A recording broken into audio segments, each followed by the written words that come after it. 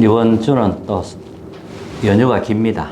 임시 공휴라고 해서 연휴가 뭐 한 6일 정도 됩니다.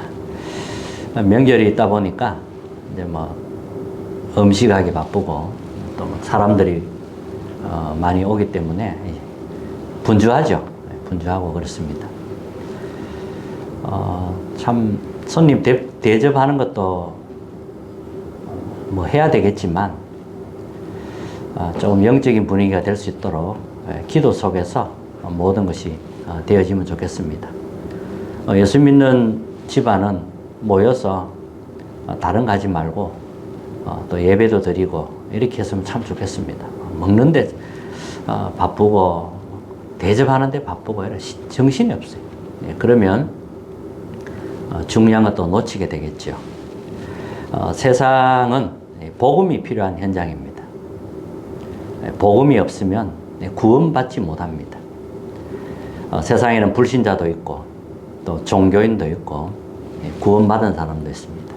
각종 여러 종류의 사람들이 모여 있는 곳이 세상입니다.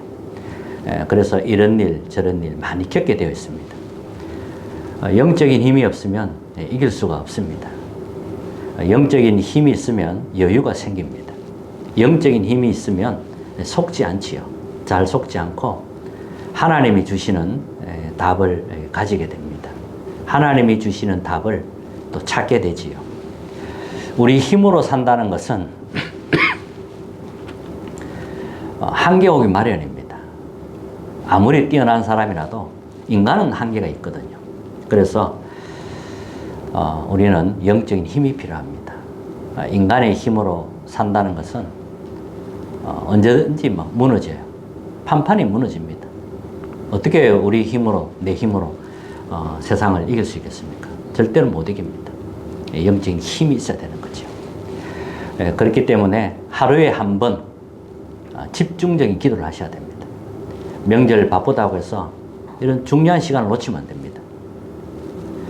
오히려 시간을 만들어서 아침에 집중적으로 기도하는 시간 가지셔야 됩니다. 영적인 힘을 가지고 하루를 살고 또 세상에 나가야만 능히 이기게 되는 거죠. 그리고 나머지는 24기도입니다.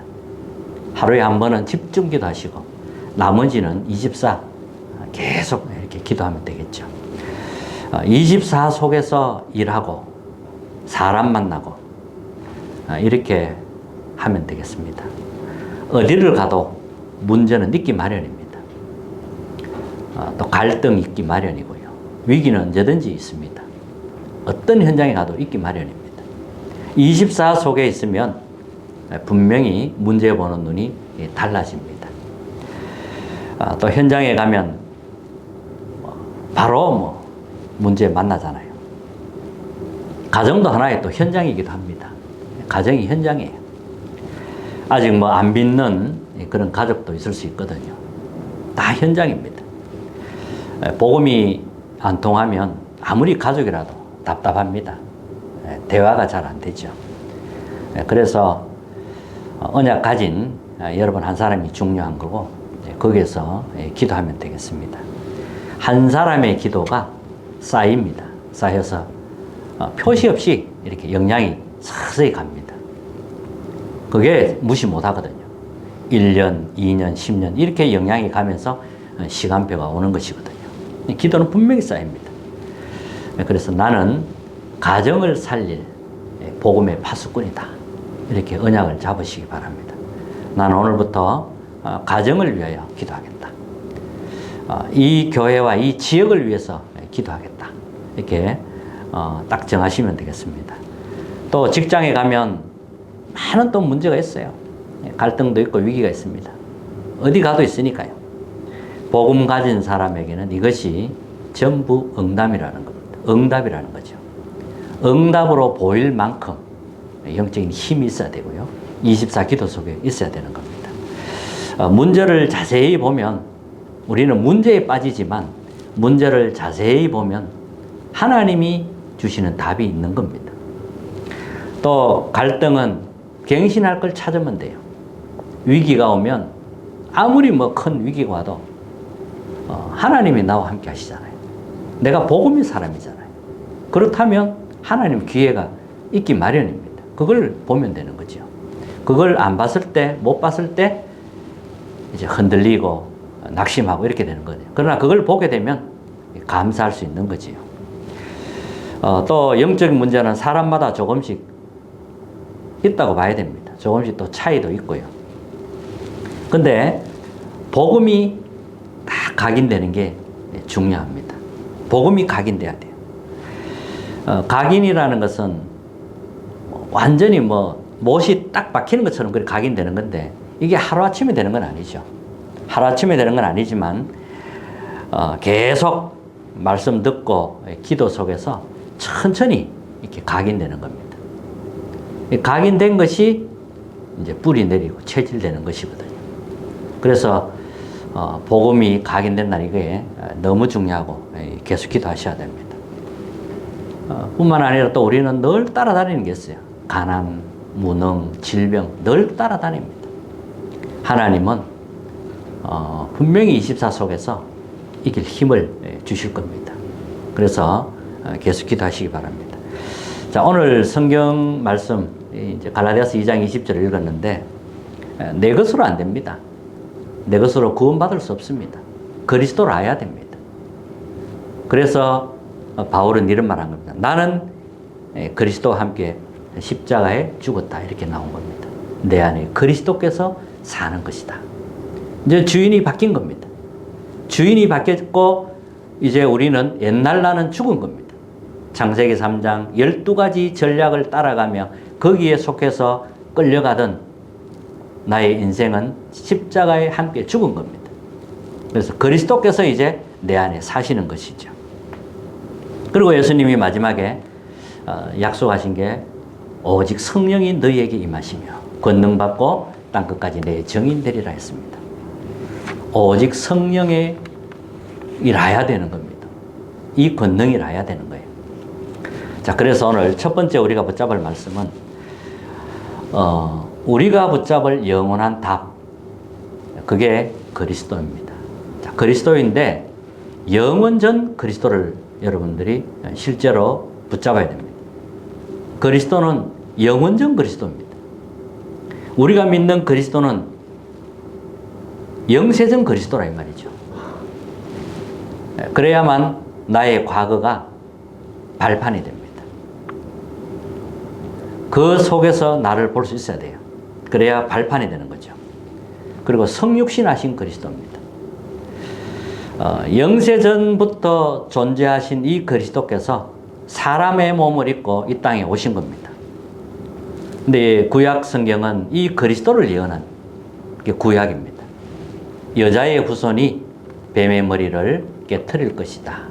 이미 처음부터 예언이 되었습니다. 그리고 이 그리스도를 방주를 가지고 설명했습니다. 또 너희들은 피제사 드려라. 피제사를 회복했을 때 이제 애굽에서 해방되어 나온 것입니다. 그리고 이사야 7장 14절에는 처녀가 잉태하여 아들을 낳으리니 그의 이름을 임마누엘이라고 하리라 하라. 전부 그리스도에 대한 예언입니다. 이 그리스도께서 약속된 그대로 성육신하신 겁니다. 성령으로 잉태되어서 이 땅에 오신 겁니다. 그래서 베드로가 주는 그리스도시요 살아계신 하나님의 아들이십니다. 이렇게 고백한 겁니다. 이게 우리가 붙잡을 본질입니다. 자, 그리고 십자가 지시고 끝난 게 아니고 3일 만에 부활하신 겁니다. 부활하신 그리스도. 부활하신 주님이 지금도 성령으로 역사하고 계십니다. 보좌에 앉으사 우리와 함께 하십니다. 영으로 함께 하십니다. 이거는 믿어야 되는 겁니다. 3일 만에 부활하셔서 제자들에게 뭐라고 했냐면 하나님 나라에 대해서 설명했다고 했습니다. 하나님의 나라의 일이 이루어진다고 했습니다. 부활의 주님은 지금도 우리와 함께 하십니다. 늘 주님과 우리는 동행하는 거지요. 자, 그리고 우리와 함께 하면서 이제 세계복음화 하고 계시는 겁니다. 세계복음화 이후에 재림주로 서시는 겁니다. 또 심판주로 서게 되는 겁니다. 이게 우리가 영원히 붙잡을 그리스도입니다. 이 그리스도 안에서 두 번째는 우리가 누릴 신분 권세의 배경입니다. 자, 그리스도 안에서 누릴 신분 권세 배경이라는 거죠. 신분, 우리의 신분입니다. 우리의 신분 바뀌어 버렸어요. 우리의 신분, 물론 뭐 세상에서 또 뭐 성공한 분도 많이 계십니다. 우리가 진짜로 붙잡을 것은 하나님이 주신 신분을 붙잡는 겁니다. 성삼위 하나님이 나와 함께 한다는 사실, 그걸 붙잡아야 됩니다. 성삼위 하나님 말씀 성취의 역사로 나와 함께 하시고, 그리스도는 구원의 역사로 나와 함께 하시고, 성령께서는 능력으로 또 나와 함께 하십니다. 성삼위 하나님이 나와 함께 하세요. 그래서 우리를 성전 삼고 우리를 인도하시고 하나님의 계획을 이루어가는 겁니다. 하나님이 나와 함께 하는 겁니다. 이게 신분입니다. 그래서 우리는 하나님의 자녀인 겁니다. 그리스도 안에 있는 하나님의 자녀. 그리스도 안에서 택함받은 하나님의 자녀. 여기에 대한 분명한 확신을 가지고 있어야 되지요. 자, 예수님이 뭐라고 하셨냐면 영원히 너희와 함께 할 거다 약속하신 겁니다. 요한복음 14장 16절에 보면 보혜사 성령께서 너희와 영원히 함께 하실 것이다. 보혜사 성령. 보호하고 가르치고 생각나게 하겠다는 거죠. 모든 것 가르치고 생각나게 하겠다. 이게 우리의 신분입니다. 자, 그러면 권세가 따라오죠. 신분 따라 권세가 따라오는데 이건 그리스도 안에서 주신 권세입니다. 권세는 사용해야 돼요. 공중 권세 잡은 자를 이기는 권세를 주셨습니다. 12가지 전략으로 이 흑암의 세력이, 사탄의 세력이 12가지 전략으로 우리를 자꾸 혼란으로 몰아갑니다. 그걸 이길 수 있는 권세가 우리에게 와 있는 겁니다. 또 뱀과 정갈을 밟으며 그랬어요. 원수의 모든 능력을 제어할 권능을 주었으니 너희를 해할 자가 결코 없으리라. 권세가 와 있는 겁니다. 권세는 사용해야 돼. 그래서 에베소 6장 12절에는 우리의 씨름은 혈과 육을 상대하는 것이 아니에요. 사람과의 싸움하는 거. 사람과의 싸움이 아니라는 거죠. 혈과 육에 대한 싸움이 아니라는 겁니다. 우리는 영적 싸움하는 겁니다. 어둠의 세상 주관자들, 하늘에서 타락한 이 사탄과의 싸움입니다. 이것들이 사람을 혼란 가운데 몰아갑니다. 그래서 흑암을 꺾어야 됩니다. 여러분 꼭 기억하시기 바라고요. 통치자들과 그랬어요. 권세들과 어둠의 세상 주관자들, 하늘에 있는 악의 영들을 대함이라 그랬습니다. 그리고 하나님 우리에게 또 5가지 힘을 주십니다. 그게 오력이라고 합니다. 영적인 힘, 영력이죠. 영력. 위에서 주는 능력을 말합니다. 이 능력이 있어야 됩니다. 하나님이 주시는 영적인 힘. 세상 것이 아니고 하나님이 위에서 주시는 그 힘. 그 힘으로 우리는 세상을 이길 수 있습니다. 그리고 지력 그랬습니다. 하나님이 영적인 힘 안에서 주시는 거죠. 하나님이 주시는 지력입니다. 하나님이 주신 거라 해야 돼요. 내가 노력을 얻는 게 아니고 하나님이 주시는 겁니다. 영력, 지력.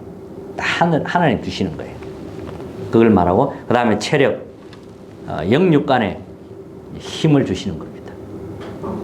영적인 힘, 몸에도 힘이 생기죠. 그리고 경제력, 빛의 경제입니다.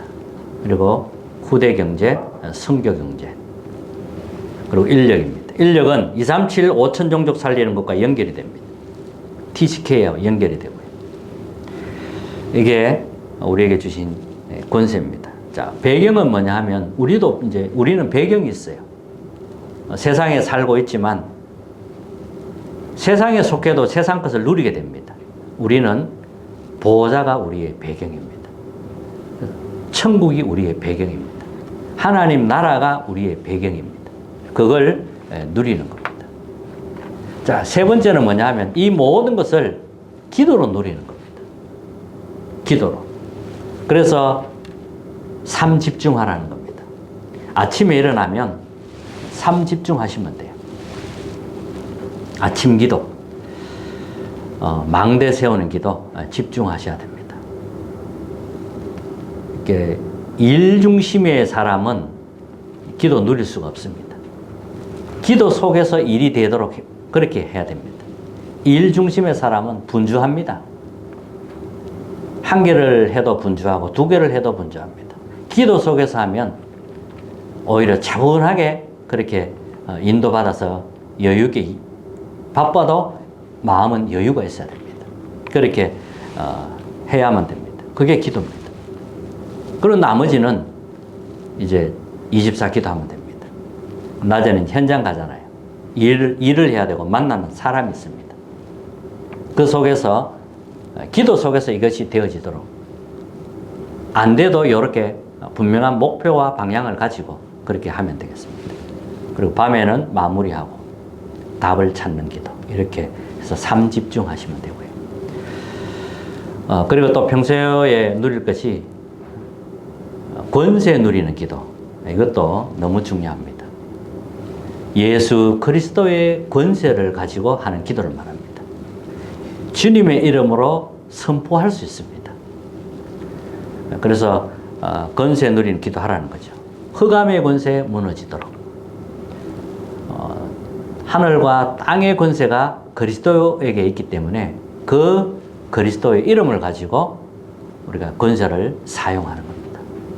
주님의 이름으로 명하노니 모든 어둠은 무너질지어다. 이렇게 사용할 수 있는 거죠. 공중 권세 잡은 자, 흑암의 권세가 완전히 그리스도의 이름 무너질지어다. 이렇게 기도할 수 있는 겁니다.